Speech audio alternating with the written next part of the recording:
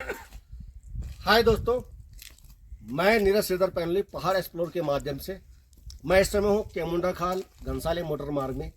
मेरे सामने मौजूद है एक ऐसी शख्सियत जो किसी पहचान के मोहताज नहीं है।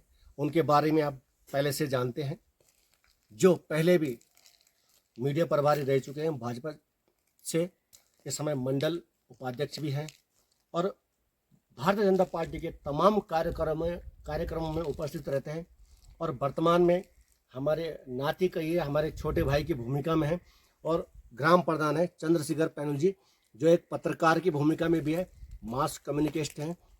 और मैं उनके बारे में जितने भी बातें कहूँ वो कम ही हैं। मेरे बस 3 सवालों से मैं हर बार, आप जानते होंगे मुझे वीडियो के माध्यम से, कि मैं 3 सवाल ही कहता हूँ उनसे। तो सर, अच्छा लगा आपसे मिलकर। प्रणाम आपको। आपने इतना कीमती समय मुझे दिया, वो भी मुझे अचानक से आपके गाड़ी रोकनी पड़ी। तो ये केमुंडा खाल मोटर मार्ग। सर, आप जानते हैं कि सरकारी कर्मचारी अपना बेहतर कार्यक्रम कर रही है, पर भारतीय जनता पार्टी हो चाहे हम किसी भी पार्टी की बात करें, सभी अपना बेहतर प्रदर्शन कर रहे हैं। आज जो हम रोड देख रहे हैं, जो हम सुव्यवस्था सुशासन देख रहे हैं, वो भारतीय जनता पार्टी की ही देन है। इसके लिए बहुत बहुत बधाई आपको, धन्यवाद। मेरा सर सवाल तो बहुत सारे हैं, पर मैं ज़्यादा नहीं, जब एक सवाल में अगर आपके 2 आंसर होंगे तो ही मेरा दूसरा सवाल शुरू हो गया।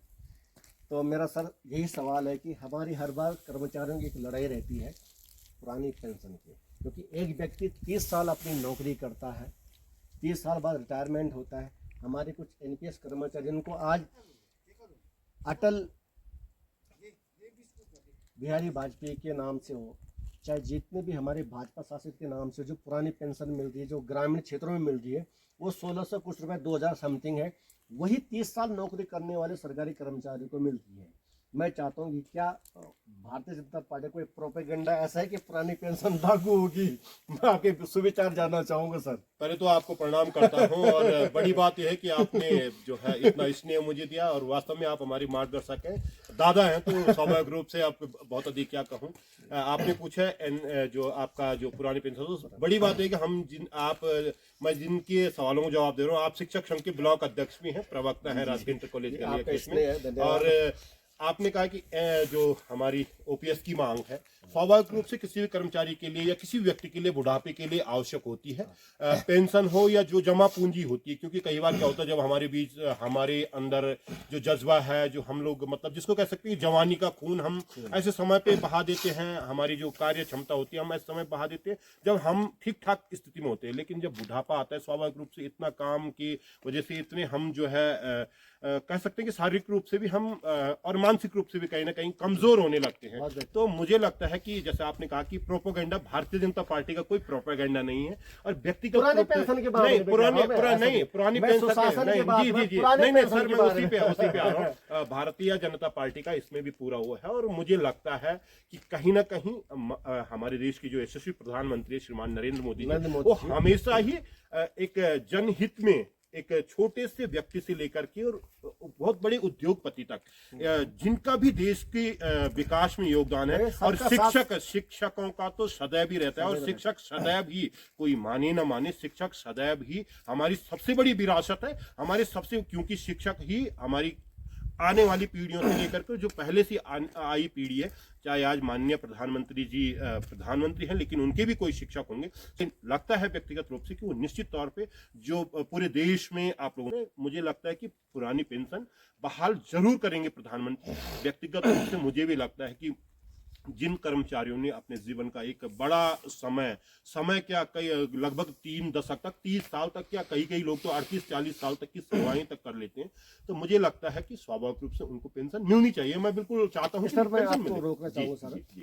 हमने ईमेल के माध्यम से हो, धरना प्रदर्शन के माध्यम से हो, भूख हड़ताल के माध्यम से हो, हर जगह अपनी बात रखी है, लेकिन कोई ऐसा रास्ता अगर आपकी नज़र पे हो कि हमारी बात यशस्वी प्रधानमंत्री माननीय नरेंद्र मोदी जी के समक्ष पहुंचे, तो कोई एक रास्ता हो तो हम उस पर भी अमल जरूर करेंगे। नहीं सर, देखिए रास्ता तो आप लोग आप शिक्षक हैं, हमसे ज्यादा रास्ते आपको पता है, और किसी को भी राह दिखाने का काम तो शिक्षक करते हैं। लेकिन माननीय प्रधानमंत्री जी के संज्ञान में जरूर बातें आएगी। ठीक है, हमें लगता है कि अभी तो लोकसभा चुनाव बिल्कुल सर पे है, मुझे लगता है कि 2024 के बाद निश्चित रूप से माननीय प्रधानमंत्री जी इस तरफ सोच रहे होंगे, क्योंकि वो क्या सोचते हैं हम उस सोच तक भी नहीं सोच सकते हैं। उनकी क्या सोच है स्वाभाविक रूप से वो सोच रहे होंगे, और मुझे पूरी उम्मीद है कि जो पूरे देश में इस तरीके से आपने ईमेल किया, वास्तव में आप तमाम जो सोशल साइट, वैसे तो सर देखिए सरकार की तमाम जो एजेंसियां रहती है, तमाम जो खुफिया तंत्र रहता है, वो सारी रिपोर्टें नजर है और पूरी नजर है। और मुझे नहीं लगता कि पीएमओ जो कि एक छोटे छोटे काम, एक सड़क भी बन रही है इस समय, इसीलिए देश में यदि सड़क से लेकर के या कोई भी बातें, यदि आपको डीबीटी के माध्यम से किसान सम्मान योजना का 2000 रुपए मिल रहा है, उस पे भी यदि माननीय प्रधानमंत्री जी या पीएमओ की नजर है, तो शिक्षकों पे तो निश्चित तौर पर, क्योंकि शिक्षक सर सबसे बड़ी विरासत है, और शिक्षक ही नहीं बल्कि जितने भी कर्मचारी हैं सब पे नजर है। क्योंकि जो पीएम सम्मान योजना है, हमारे कुछ एनपीएस साथी रिटायरमेंट हुए हैं जी, उनकी धनराशि पीएम सम्मान योजना से कम है। तो मैं जो 30 साल सेवा कर गए वो अपने कर्मचारी की अपने 30 साल की सेवा के 1600 रुपए धना से लेंगे, पीएम सम्मान योजना लेंगे, तो पीएम सम्मान योजना में ही जाएंगे। क्योंकि ऐसे हमारे पास रिपोर्ट भी है, आप भी सोशल माध्यम से जानते हैं इस चीज को। मेरा सर आखिरी सवाल ये है आपसे, लोकसभा चुनाव आने वाला है, एक बार मैं आपको एक आपका एक एग्जांपल देना चाहता हूँ कि हमने एक रैली की थी पुरानी पेंशन, हमारे अपने ही क्षेत्र में थी, आप जानते हैं हमारे नमो पीएससी अध्यक्ष, तो जितने भी हमारे दुकानदार हैं वो सब कह रहे हैं अब इन्हें क्या चाहिए। नहीं देखिए, तो देखो मेरी बात करें, तो मेरा सवाल ये है कि क्या वो ये नहीं चाहते कि उनका बच्चा सरकारी कर्मचारी बने? क्या वो ये नहीं चाहते कि उनका बच्चा सिर्फ दुकानदारी ही करे या मतलब ऐसे बोझा ढोए या कुछ? क्या उनका बच्चा कुछ अच्छे लेवल की आईएएस आईपीएस बने? ये नहीं चाहते? क्या उन्हें ये नहीं लगता है कि मेरा बच्चा अच्छे मुकाम पे पाए, उसको उसका हक मिलना चाहिए? 30 साल सेवा करने के बाद उसे क्या मिल रहा है? सिर्फ एक तमगा, क्या उसे उसका हक नहीं है पेंशन? देखिए सर, आप शिक्षक हैं, और यदि कुछ एक लोग जो 2-4 लोग हैं, मुझे लगता है वो लोग शायद कम भी हो सकते हैं, उनकी एजुकेशन की क्या स्थिति रही होगी, मैं उस पर नहीं जाना चाहूंगा, लेकिन उन्होंने किस परिप्रेक्ष्य में कही, हो सकता है उन्होंने कुछ और रूप में मजाकिया लहजे में भी कि भाई आज तो अच्छी तनख्वाह है, उनका मकसद कुछ इसी तरीके से होगा, हो सकता है। लेकिन जब कोई भी बात, मुझे नहीं लगता कि जब अपने बच्चे के भविष्य की बात, जैसे आपने कहा कि आईएएस आईपीएस कोई कुछ भी बने, मैं अभी भी कह रहा हूं बिना गुरुजी के आशीर्वाद से, बिना किसी भी एक स्कूल के गुरुजी, एक कॉलेज के गुरुजी, और अब तो तमाम जो हमारे जो कोचिंग सेंटर है उनके भी शिक्षकों का बड़ा योगदान रहता है। और आप तो स्वयं सर कई संस्थानों में पढ़ा भी चुके हैं, अब आप सरकारी सेवा में हैं, लेकिन मुझे नहीं लगता कि ऐसी कोई किसी प्रतिक्रिया से या 2-4 लोगों के कहने से माननीय प्रधानमंत्री जी पर कोई ऐसा असर पड़ने वाला है, क्योंकि ये जो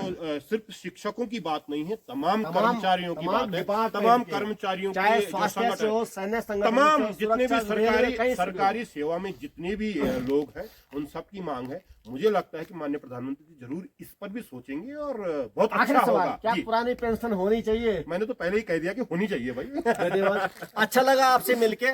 मेरे सामने मौजूद है, आप जानते हैं किसी परिचय के मोहताज नहीं है, इन्होंने अपना कीमती वक्त दिया, मौजूद है।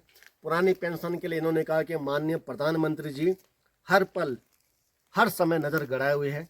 अच्छा लगा सर आपसे मिलके। ऐसे ही नई नई वीडियो के माध्यम से आप मुझे पसंद करते रहिएगा और लाइक और चैनल को सब्सक्राइब करना ना भूलें। मैं आपका दोस्त नीरज सिरदर पैनली, मेरे सामने मौजूद है चंद्रशेखर पैनली, ग्राम प्रधान लिखवाड़ गांव से। धन्यवाद, अच्छा लगा आपसे मिलकर। आपसे बहुत धन्यवाद। Thank you sir, thank you. मेरे साथ